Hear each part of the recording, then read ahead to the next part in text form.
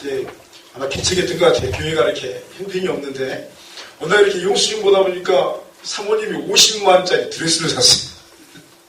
들켰어 목사님한테. 그래서 노발대발 야단이 났습니다. 아니 우리 처제에 어떻게 그렇게 비싼 옷을 살 수 있단 말이요. 목사님이 막 이제 따지기 시작합니다. 그러자 그의 아내가 엉켰길래 눈물을 글썽이면서 말을 하기 시작합니다. 여보, 저도 어떻게 그것을 사게 됐는지 도무지 모르겠어요. 저는 그냥 드레스를 보면서 가게에 그냥 있기만 했는데. 뭘 봤다고요? 드레스를 보면서 가게에 있기만 했는데 어느새 그 옷을 사고 있는 내 자신을 발견하고 있지 뭐예요. 그냥 옷만 보고 있었는데 내가 사고 있더라는 거예요. 그때 사탄이 저를 향해서 이렇게 속삭이는 것 같았어요. 당신은 정말 좋은 드레스를 보고 있는 거야. 그 옷이 마음에 든다면 즉각 사라고. 당신은 얼마든지 살 수 있어. 그래서 할 수 없이 샀어요. 핑계가 되는 거예요. 할 수 없이 그냥 옷 보고 있는데 사탄이 와가지고 이렇게 막 유혹하니까 내가 어쩔 수 없이 샀다고. 그저 목사님이 혀를 차면서 아주 소리를 쳤습니다. 아니 당신은 사모라고 하면서 아직도 사탄을 어떻게 다룰지 알지 못하는 거예요. 그때는 이렇게 말하지. 사탄아 내 뒤로 물러갈지어다. 사탄아 내 뒤로 물러가라. 그러자 이 사모님이 이렇게 말합니다. 물론 저도 사탄이 유혹할 때 당신이 말한 대로 해봤어요. 사탄아 내 뒤로 물러가라. 그러자 사탄이 즉각 이렇게 말하지 않겠어요? 이봐 뒤에서 드레스를 보니까 뒤태가 더 좋아 보이는걸. 뒤태가 더 좋아 보이는걸. 그래서 샀어요. 네, 웃음 이야기입니다.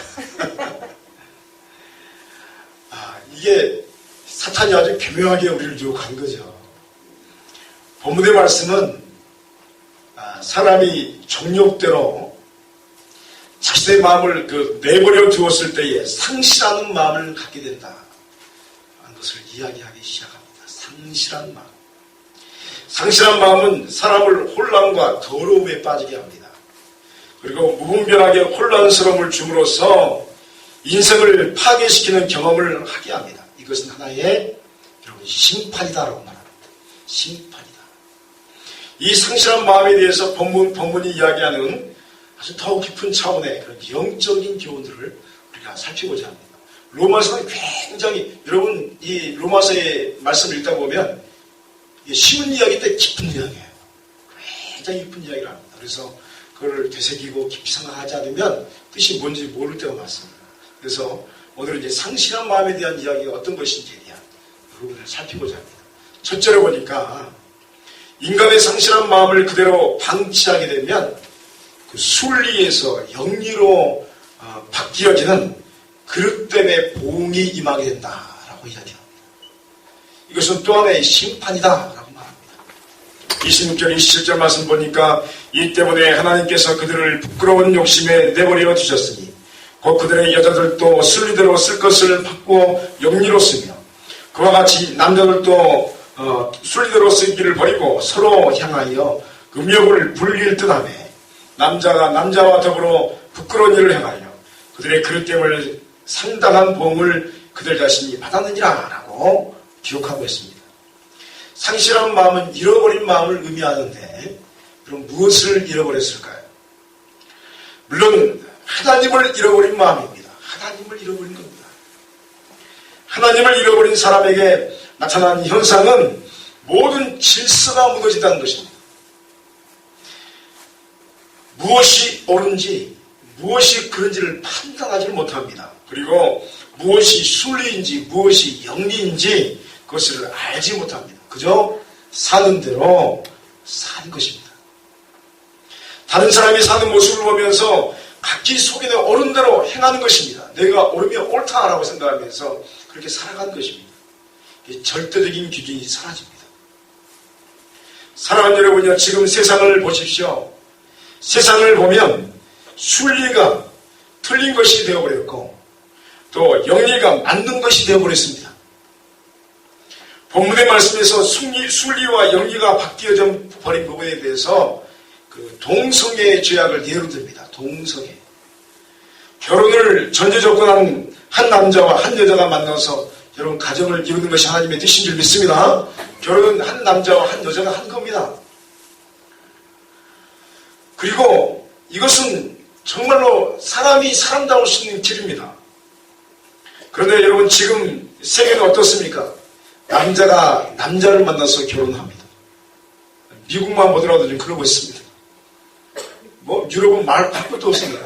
여자가 여자를 만나서 결혼을 합니다. 그리고 말하기를 이거는 태어날 때부터 천성적인 기질로 태어난 어쩔 수 없는 그러한 것이다 하고 이야기합니다.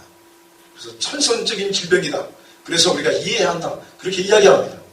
그러나 여러분요, 천성적으로 타고난 그런 동성애는 지금까지 과학적으로 증명된 바가 없습니다. 옛날에 한번 논문이 하나 발표됐어요. 이건 천성적인 것입니다 라고 했는데 그 논문이 중간 과정이 다 이론이 잘못된 논문이에요. 증명된 게 없습니다. 그 다음에 그 논문 나왔을 때 전 세계에서 막 대수투표를 했어요. 야, 동성애는 그냥 천성적인 부분이기 때문에 이해해야 한다. 막 신문이 난리가 났어요. 근데 그 다음에 그 논문이 잘못됐다는 논문이 발표가 됐어요. 근데 그 논문에 대해서는 방송하지 않을 겁니다. 그 논문이 의미가 없다. 그래서 지금까지 동성은 천성적이라는 것이 증명된 바가 없어요. 그래, 그걸 분명히 알아야 합니다. 하나님께서는 남자와 여자를 만드셨고 그들이 서로 하나가 되는 창조의 순리를 만드셨습니다. 그런데 이 땅에 죄악이 충만하다 보니까 어느 순간 쾌락의 쾌락을 더 추구하게 되었습니다. 그런데 이 쾌락이 더 이상의 만족을 주지 못하는 것입니다. 그래서 더 큰 쾌락을 만족을 위해서 사람들이, 죄인들이 마약을 사용하기 시작했습니다. 아펜을 사용합니다. 그리고 이걸로도 안 되니까 이제 뭘로 가냐면 아펜과 함께 이제 동성애를 이제 추구하기 시작합니다. 우리는 기억해야 합니다. 소돔과 고모라가 멸망당한 이유는 동성애 때문에 멸망당했습니다. 구약의 말씀은 끊임없이 동성애는 큰 죄악이라고 이야기합니다. 이스라엘 왕 아합이라는 왕이 있습니다. 아합이라는 왕. 아주 아합과 반대되는 왕이 누구냐면 다윗이에요. 다윗은 누구죠? 서방이죠. 반대 왕 누구냐? 아합이에요. 아합은 대표적으로 악한 길을 걸어간 왕. 그래서 아주 우상 숭배가 아주 컸던 왕. 그래서 아합의 길을 따라간 왕은 다 그 악한 왕이고 다윗의 길을 따라간 사람은 선왕이라고 해요. 우리 이제 역대상하 이렇게 다 보면 전부 다 그런 얘기합니다. 아합의 길로 갔더라고. 악한 왕이. 다윗의 길로 갔더라. 선왕이에요. 그런 이야기가 그 이야기에 나옵니다. 그런데 이 아합은 이전에 어떤 왕들보다 더 많은 악을 행하고 또 특별히 시돈의 여인 이세벨과 결혼해서 바알 신당과 아세라 신당을 짓게 됩니다. 그리고 나서 하나님을 경동케 합니다. 그리고 이스라엘은 죄로 강팍하게 된 아합 밑에서 점점 더 악해지면서 바알 숭배, 아세라 숭배가 아주 흥하게 됩니다. 그때 길라앗에 사는 디제 사람 엘리야가 이 아합 왕에게 나타나서 하나님의 심판을 예고합니다. 내 말이 있을 때까지 앞으로 몇 년 동안 이슬이나 비가 내리지 않을 것이다. 그러니까 비만 안 내리게 뭣도 안 내려요? 이슬도 안 내린다는 거예요. 이런 큰 조치가 됐습니다. 그러고 나서 몇 년 동안 여러분 비가 안 오죠? 3년간 비가 안 옵니다. 전혀 안 와버립니다. 다 말라 죽습니다. 이로써 아합에게 분명한 메시지를 향합니다. 왜냐하면 천지의 주제가 하나님이신 줄 믿습니다. 할렐루야. 모든 만물의 통치권은 하나님께 있는 줄 믿습니다. 이것을 끊임없이 사람들이 부인하는 거죠. 아합이 자기 권력이 있다고 하나님을 무시하고 바알을 섬기고 또 아세라의 신당을 짓고 그래서 자신의 모든 절대 주권은 하나님께 있다. 그것을 분명하게 이스라엘 사람들에게 보여줍니다. 여러분 지금 성서를 통해서 가장 큰 우상에 대한 언급은 아마 바알과 아세라일 겁니다. 바알과 아세라. 이 바알과 아세라의 신앙은 풍요와 타산에 대한 숭배를 바탕으로 합니다. 바알을 믿으면 땅의 풍요로움에 농사 지을 때 풍요로움을 주는 신이라고 믿었거든요. 그래서 바알에게 경배하면 농사가 잘 될 거라고 생각한 거예요. 얼마나 웃깁니까? 그리고 나서 이 풍요와 다산이기 때문에 다산은 뭐냐면 이제 애를 잘 낳는 거예요. 애를 잘 낳아. 이 10만 성기면 얘가 그냥 막 몇십 명씩 나는 거예요. 옛날에 우리 성경의 기본적인 큰 복은요, 자손이 번성하는 것이 큰 복인 줄 믿습니다. 이게 이제 성경은 아이를 많이 낳는 것이 복을 받았다라고. 근데 우리는 이제 그러고 보면 우리나라가 지금 복을 못 받고 있어요. 우리 회개할 수 있습니다. 그래서 제가 이제 요즘에 제가 계속 이제 외치는 게 뭐냐면 셋만 낳아 잘 기르자. 셋만 낳아서 잘 기르자. 생각해 보니까 둘이 결혼했는데 하나 낳으면요 마이너스 하나가 없어져요. 몇 년 뒤에 우리나라는 사라진대요. 여러분 통계학사로 나왔어요. 두 사람 결혼했는데 안 낳던 지 한 명 낳는 거예요. 두 사람 중에서 한 사람이 사라지는 거예요. 그럼 이 땅에 이런 몇십 년 뒤에는요 우리 한민족이 없어요. 전부 다 저기 다른 사람들이 와가지고 다 그 사람들이 차지하게 될 거예요. 심각한 거예요 이게. 근데 두 사람 결혼했는데 둘만 저게 실패했어요. 둘만 나와가지고 제가 하나님 앞에 막 주여 일을 어찌합니까 막 하는데 이제 어쩔 수 없어요. 그런 일이 있습니다. 근데 둘을 낳고 둘만 나면요 쌤쌤이에요. 그냥 더 늘질 않아요. 번성이 안 되는 거예요. 그럼 몇씩 낳아야 되죠? 셋을 낳아야지 믿습니다. 제가 계속 제가 운동하는 게 셋만 낳아 자기 따르네. 셋만 낳아 잘 기르자. 이걸 하면 국가에서 잘해야 돼요. 국가에서. 그래서 이게 막 저기 학원 보내는 거 저기 사교육비 다 없애고 학교에서 잘 해야 돼요. 지금 큰일 났어요. 한 명 기르는데 몇 억이 드는데 몇 억이. 얼마나 힘듭니까? 그런데 보니까 학원 많이 보내도 공부 못하려면 공부 못하더라고요. 학원 안 보내도 공부 잘하려면 잘할 줄 믿습니다. 이걸 많이 나와야 돼요. 근데 이제 이 이스라엘 사람들의 기본적인 사상은 다산하는 것이 복받은 거라고 생각하기 때문에 다산을 위해서 바알과 아세라 신당을 막 찾기 시작한 거예요. 근데 거기에는 뭐가 있었냐면 성적인 혼잡함이 있었습니다. 그러니까 많이 낳기 위해서 성적으로 이렇게 거기에 뭐 이제 그 섬기는 사람들이 전부 다 이제 시켜가면 그런 직업을 가진 사람들이에요. 그래서 그러한 일을 통해서 아이를 많이 낳기 시작하니까 진짜 아이를 많이 낳나 보다 그렇게 생각한 거예요.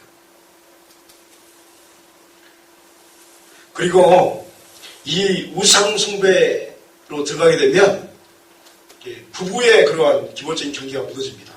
우리나라도 옛날에 소아핑이라고 해가지고 한참 그랬잖아요. 부부가 부부끼리 막 모여서 혼잡한 그런 모습. 그래서 우리나라가 큰일 날 뻔했어요. 지금도 지금 복잡하지만 그런 성적인 혼잡함이 말도 못하게 이 나라를 막 흔들었어요. 그것도 대학 교수들이, 의사들이, 머리가 똑똑한 사람들이 그런 짓을 했어요. 그러니까 여러분 저희들이 회개할 줄 믿습니다. 우리 기독교들이 회개해야 됩니다. 그리고 또 그들이 경계선으로 허무는 게 뭐냐면 우상 숭배하면 허물어지는 게 뭐냐면 하나님을 섬기는 것과 우상을 섬기는 것이 같다라고 생각합니다. 하나님도 섬기고 우상도 섬긴다.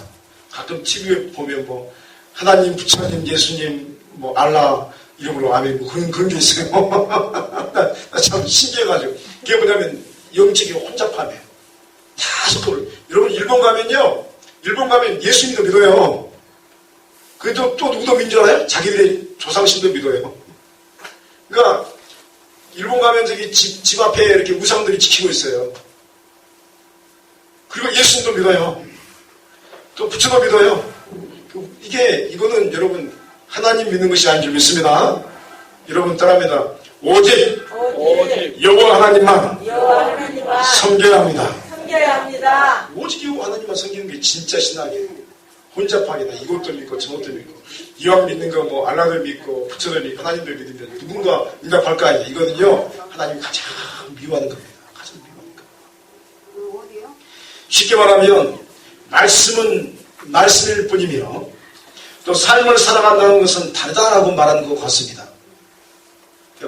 목사님 말씀은 좋은데 밖에 나가면 목사님 말씀이 안 통해요. 이 말로 똑같은 거예요. 그리고 예수 그리스도의 계명은 계명일 뿐이므로 삶에 대해서 절대적인 명령이 될 수 없다라고 해석하는 것입니다. 그래서 동성애도 받아들이고 지금 미국의 교회들이 막 동성애 받아들이고 난리가 났잖아요, 지금. 그래서, 요즘에 저기 목사들이 동성애 이렇게 결혼 기회 왔는데 안 하면 감옥 간답니다. 그게 지금 보통 심각한 게 아니에요. 그리고 그 성적에도 혼잡한도 받아들이고 또 이단이나 이슬람 신앙도 그대로 받아들이려고 합니다. 여러분, 이슬람의 알라는 우리가 믿는 하나님이고 다릅니다. 그거 알아야 합니다. 왜냐하면 이슬람은, 여러분 제가 또 카페에 영상도 올려놓을 거예요. 이슬람의 그 코란이라고 하고 꾸란이라고 하는데, 코란이라고 하면 그 이슬람 쪽에서는 무식하다고 그래요. 꾸란 그래요. 꾸란은요 여러 종교의 좋은 것들을 다 모아놓은 혼합종교예요. 그래서 기독교의 아브라함도 가져갔고요. 그 다음에 뭐 불교의 것도 가져오고, 쉽게 말하면 다 영지주의처럼 좋은 말만 다 가져놨어요. 그리고 하는 말이, 성경에 아브라함이 있지, 우리도 아브라함 있어. 성경에 너희들 예수 믿잖아, 우리도 예수 믿어. 근데 그들이 예수 믿는 게 틀린 거거든. 너희들 하나님 믿는 그 하나님이 우리 알라야. 근데요 틀립니다. 왜냐하면 성경의 아브라함하고 꾸란의 아브라함이 완전 틀려요. 지역도 틀리고 이름도 틀리고요. 배경도 틀리고. 그래서 따라합니다. 이슬람의 알라는 다시 이슬람의 알라는 기독교 하나님이 아닙니다. 근데 요즘에 지금 이렇게 이란으로 많이 들어오잖아요.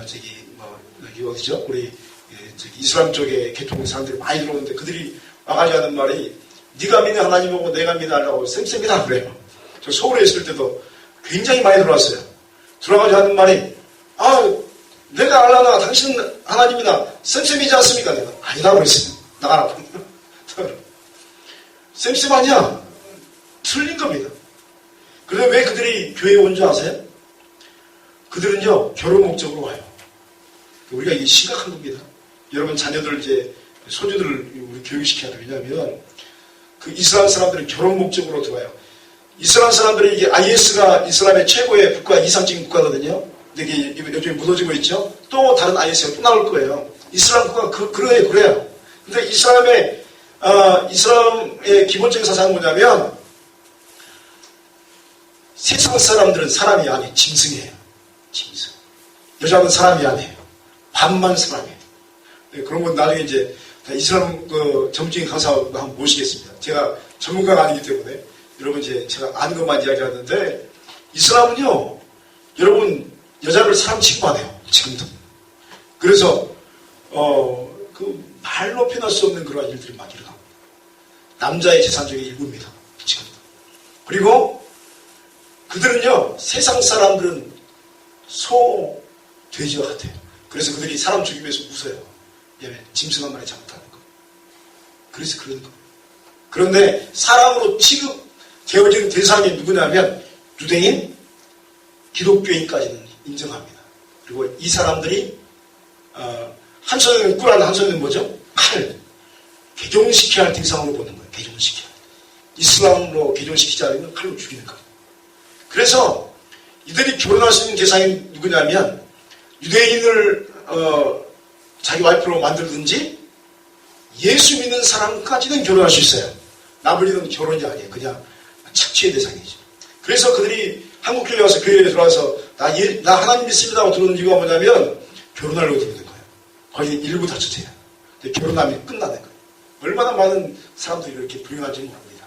다시 본론 들어와서요. 여러분, 신앙은 혼합되어서는 안 될 줄 믿습니다. 순수해야 할 줄 믿습니다. 오직 예수 그리스도 안에서 말씀으로 우리가 정결하게 되어야 하는 것입니다. 그런데 이런 것은요, 하나님 보시기에 가장 큰 죄악 중에 대죄에 속한다. 대죄에 속한다. 하나님께서는 이런 악한 마음과 사람들에 대해서 이 시대에 심판하십니다. 그것은 내어버려 두신, 하나님의 심판은 내어버려 두신, 따라합니다. 내어버려 두신. 냅두는 거예요. 내버려 두는 거예요. 여러분, 자녀를 향해서 부모가 가장 큰 저주가 뭔지 아십니까? 네 마음대로 해라. 이 저주. 네 인생 네 마음대로 몰라. 네 알아서 해. 그러면 그 자식 버리는 겁니다. 그런데 하나님께서 그렇게 말씀하셨음에도 불구하고 끊임없이 돌아오지 않으면 나중에 뭐라고 하시냐면 내버려 두시는 거예요. 하나님께서 그 영혼을 내버려 두시면 그 영혼은 이미 심판을 받은 것이나 징배가 온 것입니다. 그러므로 우리의 신앙생활에서 가장 주의할 점은 무엇입니까?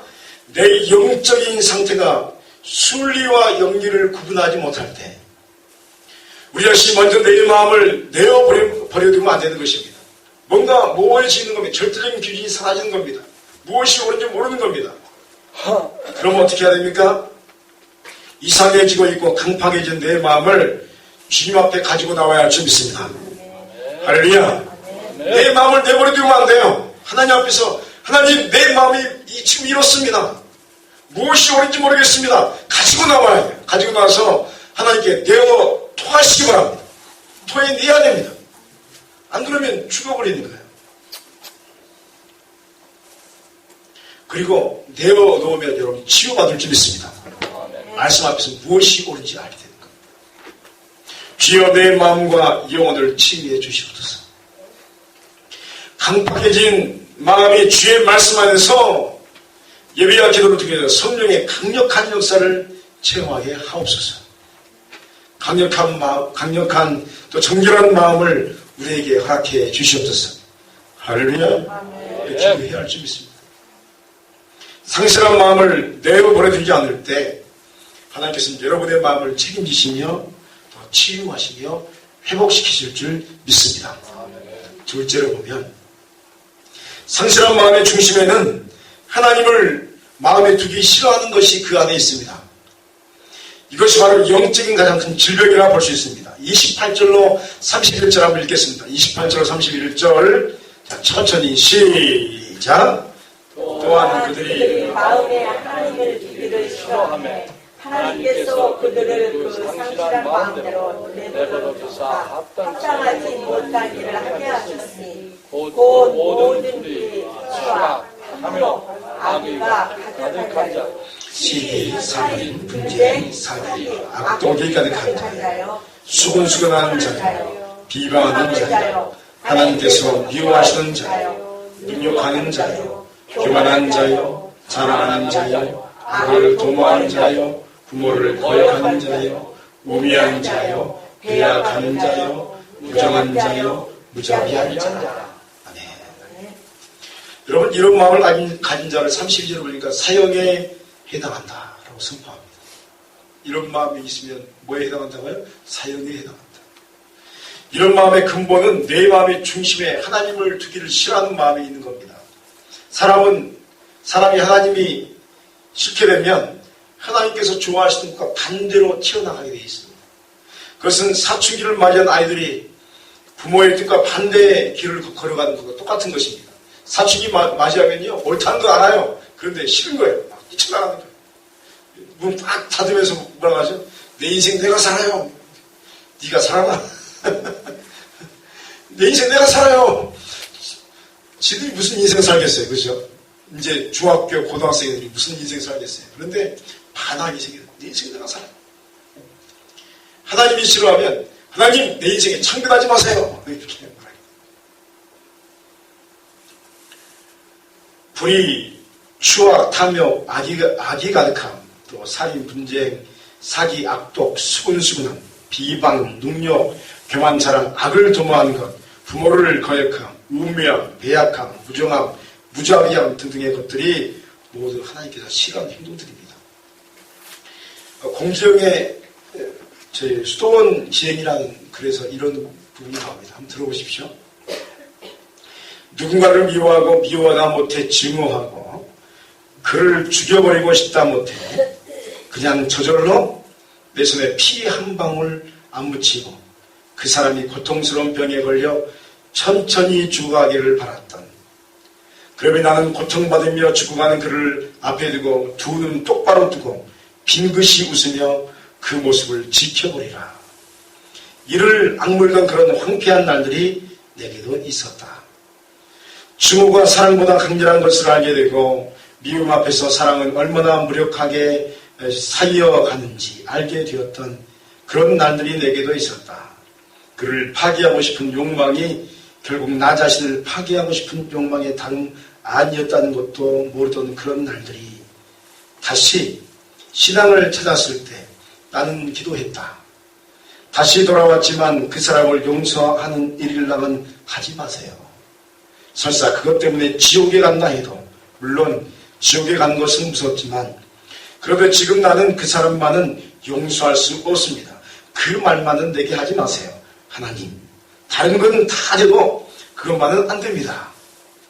당장 그를 용서하라는 계시를 받은 것도 아닌데 나는 성전에 앉아 안 돼요 안 돼요 하며 엉엉 울었다.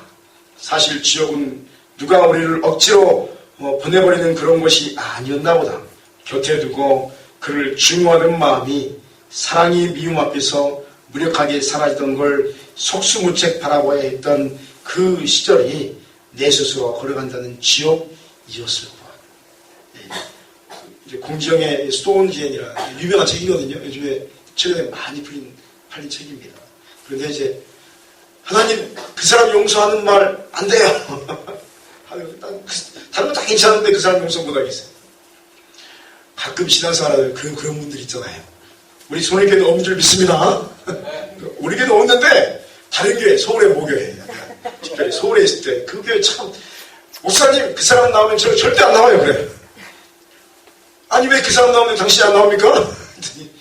그 사람 용서 못해요. 왜 용서 못합니까? 죽어도 못해요. 죽어도 못한대. 또 저기 어디 교회 말 못하겠다. 그 교회도 보니까 꼭 그런 사람이 있어요. 저 사람 나오면 이제 나 절대 못 나와요. 왜 못 나옵니까? 내가 다른 건 다 용서해도 그 사람 용서 못해요. 우리 손익교회는 그런 사람이 없는 줄 믿습니다. 우리 교회는 좋은 교회니까 그런 사람 없어요. 여러분, 우리의 기본적인 마음의 성향이 이와 같지 않을까요? 마음에 하나님을 영접할 수 없다면 그 마음은 이미 지옥입니다. 지옥은 죽어서만 가는 게 아닙니다. 이 세상의 삶을 살면서 지옥을 살아갈 수가 있습니다. 천국은 죽어서만 가는 게 아닙니다. 하나님 나라는 하나님이 통치하시는 곳에 임한 줄 믿습니다. 그러니까 내가 천국을 살아갈 수도 있고 지옥을 살아갈 수도 있다 하는 겁니다. 우리의 마음에 말씀에 대한 순종이 없다면 이미 그 마음은 가장 뜨거운 유황불못에 들어가 있는 것입니다. 상실한 마음은 지옥과 같습니다. 그곳에는 파괴만 있습니다. 그곳은 미움만 있습니다. 그러므로 우리의 영적인 싸움은 뭐냐면 상실한 마음에서 우리의 마음을 구원해내는 것이 있습니다. 할렐루야. 네. 여러분, 이 시간 여러분의 상실의 마음이 구원받는 역사가 있기를 축원드립니다. 앤디 앤드루스의 헌도시의 위대한 하루라는 글 중에서 이런 말이 있습니다. 오늘 나는 행복한 사람이 될 것을 선택하겠다. 나는 감사한 마음의 소유자이다. 감사하는 마음은 절망의 구름을 순식간에 없애버린다. 나는 남과 비교하지 않겠다. 나는 지금 이 순간 행복한 사람이다. 이런 감사하는 마음에는 절망의 씨앗이 들어설 자리가 없다. 하나님 나에게 많은 선물을 주었다. 나는 이 선물을 늘 고마운 마음으로 기억하겠다. 나는 내 시력, 내 청력, 내 호흡, 이 모든 것을 감사하게 받아들인다. 만약 내 인생에서 이것 이상의 축복을 찾아든다면 나는 그 풍성함의 기적에 깊은 감사를 드릴 것이다. 놀랍죠. 감사의 눈으로 보니까 감사하지 않은 게 하나도 없는 거예요. 내 머리가 지금 하얀 것도 여러분 감사하시기 바랍니다. 내가 오늘 아침에 눈 뜬 것도 감사하시기 바랍니다. 제가 어젯밤에 눈 감으면서 내가 아침에 눈 뜰 수 있을까 그랬어요. 그런데 웬걸요, 아침에 그냥 눈이 반짝 떠지는 거예요. 야, 내가 살았구나. 할렐루야. 우리 매일 저녁마다 죽는 연습하잖아요. 주 앞에 죽는 거예요. 주여, 내 영을 받아. 여러분 기도할 때 이렇게 기도하시면 주님, 다시 주님, 내 영혼을 받아주옵소서. 내 영혼을 받아주옵소서. 꼭 기도하셔야 됩니다. 잠자기 전에 하나님 내 영혼을 받아주옵소서. 책임져 주옵소서. 그리고 아침에 눈뜨게 하여 주시옵소서. 할렐루야. 아침에 눈뜨게 하여 식사하고. 여러분 감사한 눈으로 보면요 정말 감사할 게 많습니다. 감사가 감사는 아닌 겁니다. 제가 우리 송립교회 오는 것도 여러분 감사한 제목인 줄 믿습니다. 그리고 또 우리 송립교회가 또 이렇게 예배드리는 것도 감사한 제목인 줄 믿습니다. 오늘 이곳에 온 것 자체가 감사한 거예요. 얼마나 좋습니까? 오늘 아침에 눈을 떴는데 안 춥더라고요. 포근한 것도 감사하시기 바랍니다.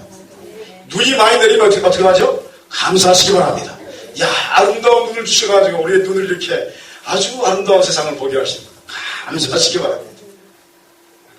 비가 오면 비가 온다 감사하고, 그리고 오늘 또 누구를 만나면 저 사람 만나게 돼서 감사하고, 사랑하는 성도 여러분이 원하고 바라기는 여러분의 행복을 선택하시기 바랍니다.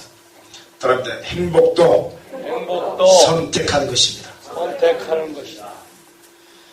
상실의 마음을 선택하면, 스스로 자기 포기하면 그 사람은 가장 큰 지옥을 살게 됩니다. 그러나 반대로 하나님을 영접하고 말씀을 받아들이며 그 안에서 모든 것을 감사하기 시작하면 놀라운 행복의 역사가 여러분의 인생에 보여지게 될 줄 믿습니다. 이 상실의 마음의 회복을 통해서 하나님을 모시게 되고 진정한 행복을 소유하게 되는 여러분의 마음 되시기를 축원드립니다. 오늘 우리는 상실한 마음과 내어버려 둠이라는 제목으로 잠시 로마서의 말씀을 살폈습니다. 죄인된 사람들은 순리를 영리로 쓰면서 자신의 마음과 영혼을 자포자기합니다. 그리고 그 중심에는 하나님에 대한 적대감으로 가득 차 있는 것을 보게 됩니다. 그 영혼은 이미 지옥에 있는 것입니다. 그러므로 사랑하는 성도 여러분요, 우리는 이런 모습에서 반대로 가야 할 줄 믿습니다. 영리를 밀쳐내고 순리의 삶을 사시기 바랍니다. 그러기 위해서 하나님 아버지를 마음에 모셔드려야 됩니다. 영접해야 합니다. 반항보다는 순종을 선택하십시오. 여러분, 욱하는 마음보다는 부드러운 마음을 선택하십시오. 예수 그리스도의 말씀을 여러분의 심령에 새겨 넣으시기 바랍니다. 그리고 말씀대로 인생을 살아가십시오.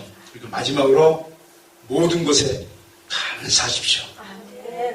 주님께서 여러분의 가장 큰 영생의 행복을 복으로 주실 줄 믿습니다. 네, 기도하시겠습니다.